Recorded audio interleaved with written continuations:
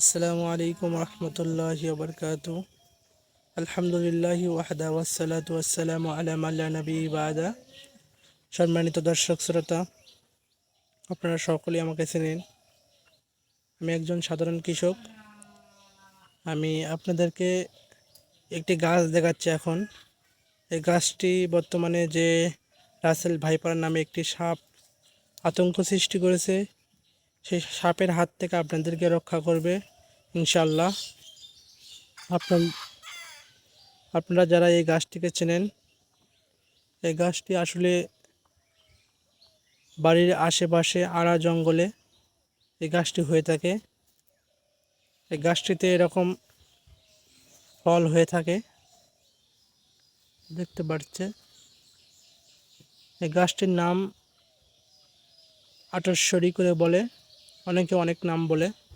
এই গাছটি দিয়ে অনেকেই মেসাক করে থাকে।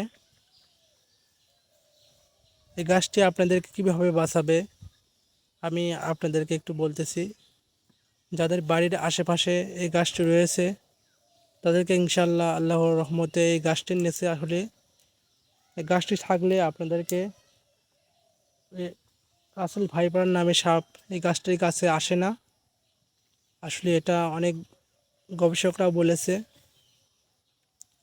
আপনারা আপনাদের আড়া জঙ্গলে যা যেখানে আছে ওখান থেকে নিয়ে এসে আপনাদের পরিবারের বাড়ির আনাচে কানাচে এই গাছটি গায়ে রাখবেন। আমার কিন্তু ওইটা বাড়ি, আমার বাড়ির এখানে আমি এই গাছগুলো লাগাইছি। এই তো ওটা আমার বাড়ি।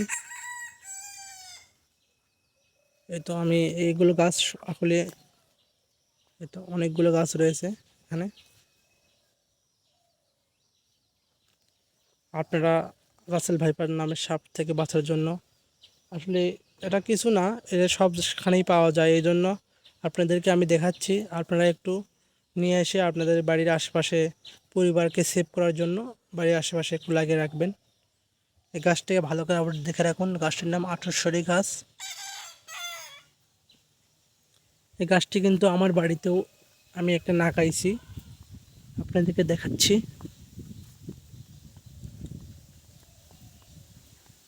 তো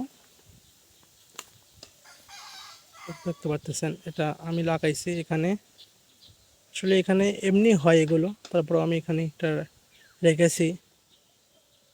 এটা আমার কিন্তু বাড়ি। আপনারা লাগাবেন ইনশাআল্লাহ আল্লাহর রহমতে। আল্লাহ চাইতে হেফাজত করতে পারেন ইনশাআল্লাহ।